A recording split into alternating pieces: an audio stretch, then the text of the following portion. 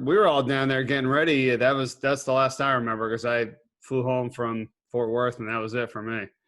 Yeah, So that was, you know, that was surreal enough, when it just started shutting down and we're driving home on the bus and everybody's talking about, how crazy it is. And how many months later we're so different, maybe a little different, but not a lot different. For yeah, sure. what happened for you? Like, what were you doing during all this time, and like, what was it like for you once this happened? Well, the first couple months were really surreal. When our shelter in place was pretty incredible in a lot of ways, but also in a strange ways, as sad as it was for so many people. I've been coaching for forever and have never had a time to actually stop and think, you know, and reflect and, kind of have a time when there's not stress and everything going on. So there was a small piece of that that I actually liked and was helpful. And yet I felt guilty because I saw how much harm was being done, to so many people, either physically or economically or whatever. But there was also some positives because I think, families came together and the life became so simple. And I don't know, there was some good in it. So life got pretty simple and then it opens back up. And now, now it's just, I just try to like wake up and go, what are the rules of the day? What can we do today? Let's do that. Let's not get too far ahead of ourselves. So that's what I try to do. Hey, who other coaches have you talked to? Like who around the country and your friends and the guys that you chat with? Who have you talked to throughout this time? Well, a lot of guys, probably the guys I talk to the most, uh, Bill Self, Kermit Davis, Brad Underwood, Joe Dooley. We work together, and probably those guys the most, but a number of guys, really, a lot of different guys that I've talked to. The team, I mean, like if there wasn't enough going on this year, like where do you start with the conversations that you had with like your team? Like what's that been like? Well, I think of all the years that I've coached, this is the toughest I can ever remember for a player. With everything going on, a player, let alone a coach, but the players, they can't be settled. They're doing their best to act settled and to be positive and all that. But I mean, there's so much being thrown at them uh, that we just try to make sure they know we care and we're there for them. But there's a fine line. We don't want to overdo it and be talking about our feelings every 5 minutes either. But at the same time, I think more than ever, like at the end of practice, we just try to remind them, hey, whatever's on your mind, we're here for you. We want to talk outside of basketball. And not always do they want to do that, but I think there's been more conversation than ever about this isn't just about basketball. It's way bigger than that. Yeah. Well, and for like what you just said a minute ago, it's like you wake up and you're like, okay, what are the rules of the day today? Exactly. And I almost thought of that. It's like, you as a coach, I mean, you're always about making adjustments, right? And figuring things out and seeing how guys are playing you. And that's, of course, just the X's and O's. But you almost have to do that, like you said, on a daily, weekly basis. And sometimes it's hard to find out what those adjustments are going to be, right? I mean, you're like, all right, well, what about today? Then boom, this hits you. And then you're like, all right, I'm going to make more adjustments. I mean, this is a year all about making adjustments. I mean, you got to do it. Well, You know, back to what you were saying with our team, one thing we've really tried to drill into their mind that this is the all-time season for flexibility. We just got to be flexible every day. We can't get our mind wrapped around a certain way we're going to do things. It can change on a dime. Um, most coaches were just naturally always thinking future. We're thinking planning. We're trying to think always more than a day ahead. And this is a harder time than ever. to do that. I just kind of quit doing that because it's too frustrating. And I think, trying to stay more in the moment than ever, trying to keep our players there as well, trying to keep them in a positive frame of mind in a world that's pretty darn negative. So it's a lot of challenges right now. Of course, conversation is different now than it will be in November or December or whatever. But at the moment, like, what's going on campus right now? What's it like at SMU? I mean, students, your players, where is everybody? Classes? What do you know now? What have they told you? What's going on? Yeah, well, our campus, it's going pretty darn smooth. Most people, came back. The dorms are going smooth. The on campus, off campus. The policy here is there's red and blue days. If you're a red day, let's say, then you don't have class today, but tomorrow's a blue day, so you go to your blue classes. So in theory, every other class or whatever, every other week, basically, you're in that class is the way it works out. Which is not normal, but there's some form of normal. Our guys say that class is not all that highly attended. In other words, less than the number that would normally be there, cut in half. It's less. And of course, socially, it's a different world. Our guys are kind of settling into a different lifestyle. At least that's the way most of them talk to me. They're living a simpler life. There are a lot of sacrifices that need to be made this year. It's something else that we've talked about our team. Of course, there's luck involved in whether you're going to contract this virus, but at the same time, there's a lot of things you can do or not do. There's things you can avoid. And this will play a big part, as you well know, in the season is what kind of sacrifices teams and individuals will make. At the same time, you can be doing everything right, and you can get several guys infected. So, but right now, I think the lifestyle is that there's not a whole lot going on. At the same time, they don't seem to think it's terrible, and hopefully, we can, get motivated in a difficult time by the fact that we get to compete in basketball. Now, I know I just heard from the conference where we saw that last week, but I mean, what about overall with your schedule? Like, where does that stand right now with your non-conference, with the conference, with maybe the flexibility that needs to get built in pending things that could happen this year? Well, that's been incredibly frustrating. We had a tremendous schedule, and by blowing up the first couple weeks of the season, that took off the board. We had a game at Arizona State and had a game against Georgia in that time. And so as of right now, we've lost those games. We still have some outstanding named teams on our schedule, thankfully, but we did feel like we had maybe the best schedule I've had in years and years, maybe 40 years, I don't know, at SM. You could argue it, but we also have Vanderbilt, Dayton, UNLV, along with those, Georgia, Arizona State. Now we've lost those.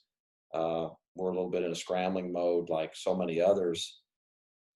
Pushing the season back, I'm sure there's good reason, but I don't know if they quite understood the 500,000 phone calls that would go into trying to get people's schedule and not really getting any direction on how much the preseason is going to be counted or looked at when it comes to selection for the NCAA. It's a little bit hard to feel like it's fair to judge everybody given that people's schedules were blown up. At the same time, it's hard to feel like, well, they've got to put some stock into it. But as coaches, we don't really have any direction that way. We're just trying to get games. You want to fill your schedule. And it's been very frustrating. It's a daily, and the other coaches I talk to, many of them feel the same way. The conference schedule is not set yet either. Our league is playing 20 games, but the dates aren't given.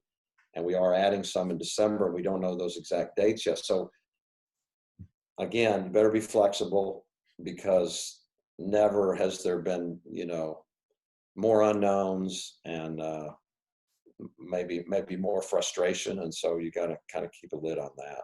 Yeah, I mean that's the thing. When you get to the end of the season, like how you gonna figure out, who is worthy and deserving. I mean, we at least, with the conferences, you got the automatics and all that. But yeah, I don't know. I mean, same thing with like football. You're seeing it now, right? I mean, half the leagues aren't even playing until this weekend or next weekend, and then they're only going to play 6 games, 7 games, some have 10. Like, how you really going to tell me, who should be playing for a title there? So it's tough. No. And then, of course, you have the cancellation games. I look at some teams that they canceled, 3 or 4 games before they ever got to play, and a whole bunch of other teams aren't even playing. I don't even know how many teams are playing right now. How many football teams? So it's got to be frustrating for the football coaches as well, to say the least. But we are trying to plow through, and we're trying to play, and I think that's really a great thing. So again, flexible is the word of the time. Hmm. Hey, year 5 for you now, right? At the helm here.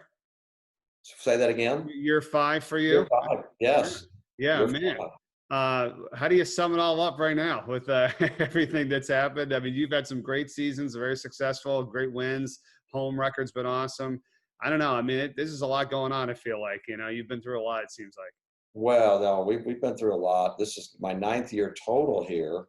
5th year as the head, 5th and a half as the head coach. It's been an incredible experience. I'm fortunate to be at an incredible school, incredible institution in an amazing city. So I'm so thankful for that. I'm so thankful for all the great things that have happened. Obviously, the probation was devastating to us. We were really, really, really rolling. The NCAA took away 9 scholarships, the most ever in the history of college basketball.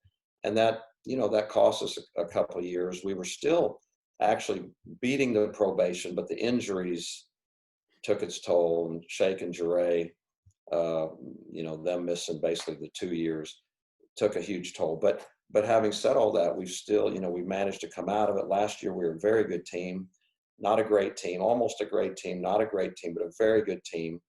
And a chance to be even better this year with most everybody returning. So it's been a great run. I feel really excited about where we are, that we've made our way out of some really difficult times, the probation years, and the future looks great. Yeah, I mean, in the games I did for you guys last year, what I remember the most is that, when you say team, and it really was the epitome of a team, because there was so many different guys that were liable to go off and get 10, 15, maybe 20 points a game. I don't think you had one dominant guy, but you had so many people that everybody else had to be, ready for that. Somebody else is going to step up and beat you. I don't know how you could really focus on 3, 4, 5 different guys, because you almost had 5 guys at one point, I think, in double figures. I mean, I think I ended up with 4, and you've only lost one of those guys, right? And Isaiah Mike, who's gone. So 3 of those 4 come back. Right. I mean, so I got to feel like you think, hey, we have a pretty good team in terms of who's able to give us what we need, and it's not just one guy or 2 guys, and that makes it hard for defenses. Well, that's kind of, you summed up my philosophy, really. I've always tried to have those kind of teams. We've tried to recruit that way. I think it's so much easier when you only have 1 or 2 guys that you're really keying on defensively. But when you have 4 or 5 guys on the floor that on any given night can get you 10 to 15 points, and that allows you to play better team basketball anyway. I think it's a prettier way to play. I think fans enjoy unselfish play and teamwork. And I know I enjoy coaching that way far more. So we've always tried to be that kind of team and be very efficient offensively. And that has certainly served us. Our team last year, you're right, we had a number of weapons, but we were very young. I mean, in minutes played in Division I, we were very low in terms of that experience. And we had a number of new guys that were, just playing together for the first time. And I was really proud of so many of the things, the really good things that we did. I thought we stumbled a few times that we shouldn't have. It kept us from being a great team. Our practices, I can tell that we have learned a number of lessons. We're a long way from where we need to be, but I am excited. I mean, we're a better team. We're going to be, I think, far better this year than we were last year. Um, Everyone knows this. Everyone talks about it, but old teams are hard to beat, right? And we're kind of an older team now. We were a young team. Now we're an older team. We've got experience. We've got chemistry. Uh, a lot of the things we do in practice, we've already done. I think that we can take this program back to maybe the level that we were a few years ago. Yeah, I'm looking at it. I mean, you got the 7 juniors, 3 seniors. So that is certainly an experienced team. And you hope, and for your sake too, I mean, with who knows what this year is going to be like, right? I mean, that you would have the majority of those players even returning for next season. I mean, I haven't got into this year yet. I'm just saying that you've built it pretty nicely to be sustained over in a long period of time. You don't lose a guy or two and go, oh well, forget it this year, we're rebuilding. No, you've kind of like continue to stack it so Yeah. that it stays sustained for years and years and years to come. And that's why I'm most excited, because that's where we were. We were in such good shape before the probation. We were running pretty hot and things were going great. We got knocked down. Some incredible challenges that we went through, but I'm proud of our staff. I mean, they worked incredibly hard to build it back up, to not only have a good team, but to put your program back in a great position. We do live in the age of a lot of movement, a lot of guys going early. Of course, Isaiah Mike left early to go pro. You always have to factor that in. Those things are out of your control, but still, when you have a good, strong nucleus of guys underclass coming back, it makes you sleep a lot better. I asked a few other coaches this, and I just want to get your take on these two topics. And I know they're big and they can go for a long ways, but the players being able to just leave now and go and play at a school right away, and I don't know. I want to just hear what you think about that. And then number two, with like potentially paying these guys down the road for their services and all that, and what that kind of opens up. I mean, I got my thoughts on it, but I need to hear from you, like from your perspective, those two major topics in college basketball right now. Those are great topics, and they're very complicated to me. And not to sound like a politician, I'm not trying to be, but I see both sides so clearly on all of it. When it comes to transfers, do I like that? No, because I feel like there's already so much movement as there is. I think the stability of programs is going to be, mostly shot. I think it's going to be a year to year just trying to form a team instead of forming a program. I think that we're all going to be at high risk for that. At the same time, if you really look at it through a player's eyes, and there's this argument, coaches leave and they go coach right away, and why can't a player? So that's when I you got to always look at things, fairly from both sides to be fair. And I get the argument, I really do. But I think for the betterment of college basketball, I still prefer the old model. When it comes to paying players, I do love the old model that's been in place for 100 years, which you're a student athlete and you've got this incredible opportunity to get a degree that can turn into millions or billions or not. You get to play major college, and with all the things that come with that, I think it's incredible. I was a big fan of that model forever. At the same time, that model was established when there really wasn't very much money involved in this sport. Head coaches were making $45,000 back in the day. I mean, nobody got into coaching for money. Nobody. There wasn't the TV revenue. The revenue was very small, in other words. And so, an education was a humongous reward for playing Division I. And now, you look at, we're talking hundreds of millions and billions of dollars that is getting spread around. And it's hard not to make the case that, good gosh, they should be rewarded for this. They're contributing a lot. Then it gets more complicated. Well, should it only be the people that are on TV should only be the revenue sports. That doesn't seem fair. And now you take the argument further and further and further, and it's incredibly complicated. And what is the right amount? Is the right amount this, or is it this, or is it this, or sharing, or what is it? And now do we tax? So again, I sound like a politician, but I'm glad I'm not making those decisions, because I think they're so complex. And I'm kind of in the middle of, I want players certainly to be compensated, but I also don't want athletic departments to be, endangered because of the amount of money. And I also don't want a big divide of the haves and the have-nots. So I could go on and on about all the challenges of it, but how's that for an answer that's square in the middle? No, I mean, I understand exactly where you're coming from, and the way you phrased it there at the end, where there's just so many variables. You know what I mean? So, like, do we really want to open that up? I mean, I understand, I get it from your perspective, and others saying, yeah, maybe they should be compensated, but like, once that starts, like, then one of your players doesn't get anything, and somebody else gets something, and then he's upset, and he doesn't want to play hard, and then he wants to transfer, and I can go get more money over here. I mean, there's just too many variables, right? I think. And, and I'm think of it from your perspective as a coach, where, I mean, nobody understands how many hours and how long it takes to recruit a player, right? I mean, you could tell me, you can go on for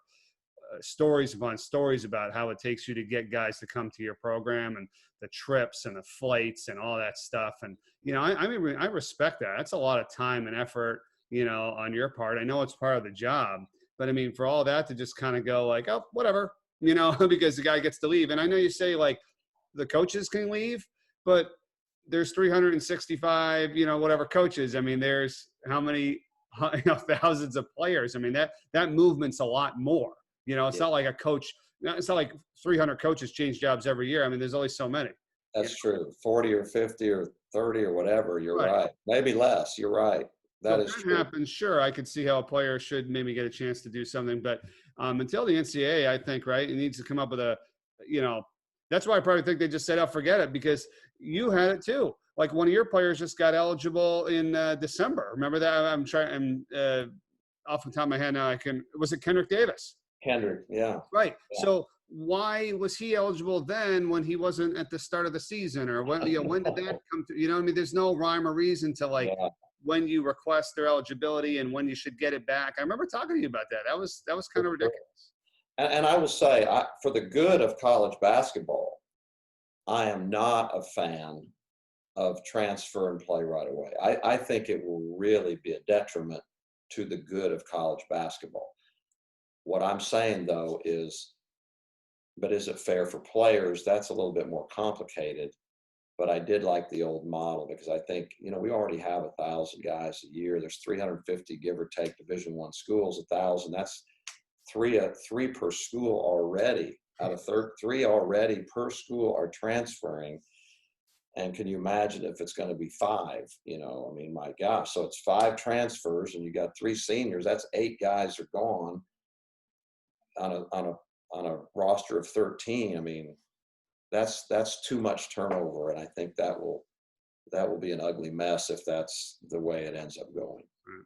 Hey, I guess, kind of lastly, overall, it's good to see, like, in what you said about, just SMU and in general, and, being in Dallas, and the football team playing well. And we all know the story from back in the day with that. It's just like, I just like to get through that and be like, you know what, it's a new time period, and then you guys with the reduction of scholarships, good, that's all over. Like, let's move on. I mean, we all know about what happened, but it's just it wasn't fair, I feel, and I know you feel the same way, but it's like, that's all in the past. It just seems like football's playing really well. You guys are really, doing a really good job there with everything. You're in a great city, like you said. It seems like this name and SMU overall, you guys have all collectively helped to kind of just boost this up and be like, this is a known program now, and we're doing pretty darn well here. So, Yeah, it's a great time to be here.